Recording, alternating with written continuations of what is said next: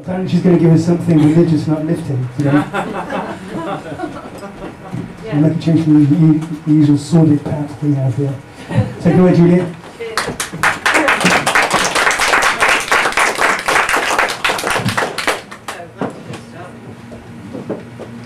I had quite a fucked up childhood, I think.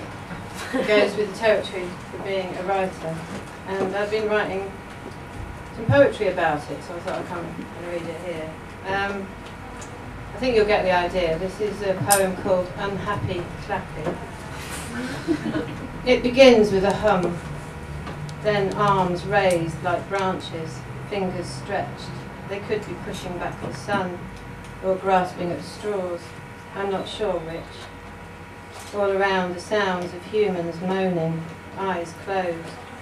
Such supplication to the roof, the empty sky. Then comes the babbling. What are these tongues? The verger burbles as if someone was playing him backwards on an ancient tape recorder. There is talk of the nearness of God, of the Spirit moving among us, the ambient cooing of the music group. Someone is moved to cry.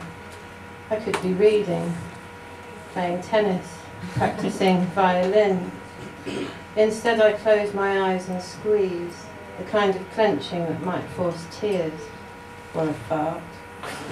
Is that God? The dark spots beneath my eyelids, wings beating against the night.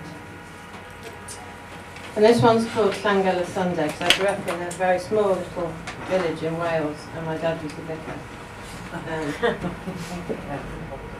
Eager for the new vicar are Rhiannon and Lizzie Ann, resplendent in their floral Sundays. The pedal organ wheezes as Maya with the stout legs shows off through the hymnal.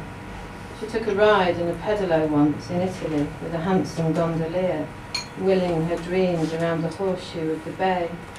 I wonder if she thinks of it now, as she pumps up the volume on the Rock of Ages. And there you are up the front, with your John the Baptist hair and trendy flares, and the new language learns your mouth, like the crags of a swallowed mountain, a borrowed flame. And then I went on a French exchange when I was 13, so that's about this, that experience is about that experience. It's called French exchange. Of course we go to Brest, the only kind of foreign suitable for a preacher's daughter. Je m'appelle, comme un allez-vous. I slide my tongue inside the language, thinking it will make me cool. Like red wine and cigarettes. Here there are supermarkets big as sheds.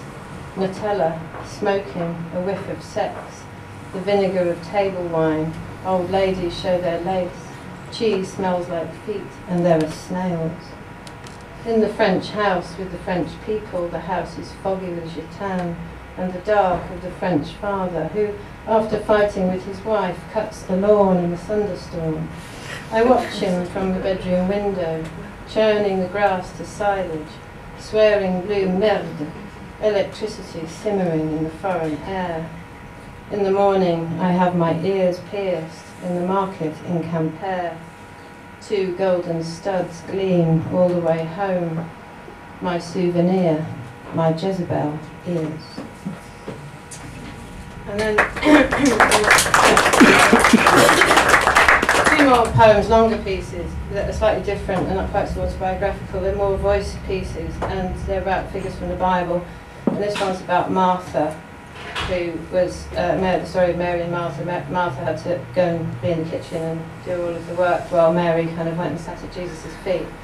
And the line from the Gospel of Luke is, but Martha was cumbered about much serving and came to him and said, Lord, dost thou not care that my sister has left me to serve alone? Which is the epigraph at the beginning of the poem. Typical.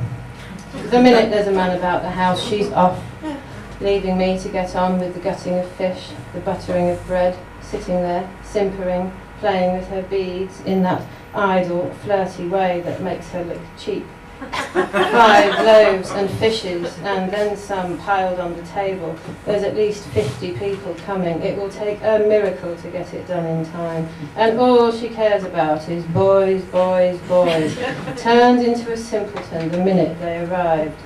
Our hands butterflied across the table, slicing, dicing, picking bones, tossing salads, while we debated the various defences of Kierkegaard and the finer points of the theories of mind. And then when he arrived, she emptied like a drain, quite the coquette, while I sit here steaming pollock, getting grease stains on my shirt.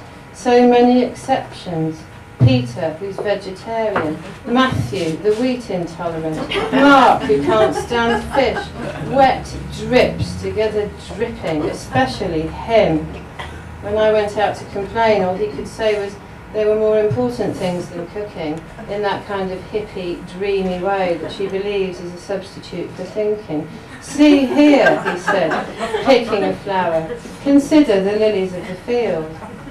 And she lay next to him, giggling, rococo, as if posing for a Titian. God, that made me mad. Here I am up to my eyeballs in dishes, and all she can think about is sex. What good are flowers when the clock is ticking on the Sunday roast? He's no idea what it's like, pulled every which way, clean this, cook that, where's my clean shirt?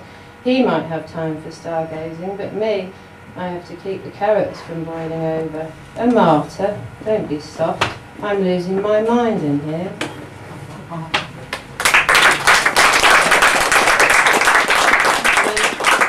One more. This is about Lot's wife. I always thought it was really sad what happened to her. And also there's a really good Polish poet, I'm going to really mangle her name, called Llangeler. I can't even pronounce her name. Say it again? No, I'm not going to say it again because I can't. Who wrote a poem about Lot's wife as well, and I've kind of sort of taken the structure from that, and this is quite new, so it's probably a bit rough. So we left it burning, escaped only just as the timbers fell behind us across the threshold. You know the sort of scene, you've seen it on TV. Apocalypse, Armageddon, the kind of thing beloved of teenage boys because of all the cool explosions and grotesque decapitations, and because no one you like ever really dies. I could feel the heat of it against my back, all the way up the mountain, a long climb and difficult in the dark, with children clinging to my ankles, the weight of all my possessions heavy on my back. I suppose I turned because I wanted to be amazed at how quickly my old life could unravel to ruin, to catch my breath, to take a sip of water. He had already run on ahead, but I was made slow with all that I was carrying. Perhaps I was frozen too by the size of the disaster, of my life burning, turning the sky into the colours of a Lake Monet, the blind man's lurid colours, beautiful in the way that transformations have of provoking wonder. I swear I didn't want the old life back, but why would I want to return to that? The truth is I was ready for a change, whatever that grouchy old Methuselah might have thought. But he was deaf that day to any intercessions, too busy getting Old Testament on everybody's ass. Funny how he turned. Used to be one of our best clients until something displeased him, always quite capricious, demanding that we call him God.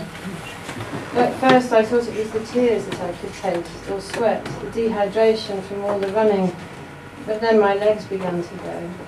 Salt is such a funny thing to be turning into. Why not stone, or gold, or malachite? So here I am, traveller, watch and learn. Disaster stalks the unwary at every turn. The trick is to keep moving forward while you still can.